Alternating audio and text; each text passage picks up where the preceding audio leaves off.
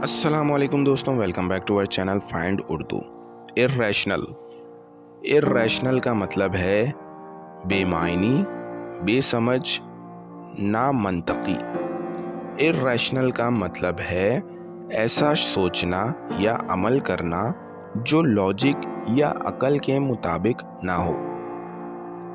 جب کوئی شخص بنا سوچے سمجھے فیصلہ کرتا ہے یا صرف جذبات میں آ کر کوئی کام کرتا ہے تو اسے irrational کہا جاتا ہے۔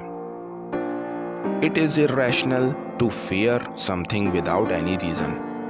بغیر کسی وجہ کے کسی چیز سے ڈرنا نامنطقی ہے۔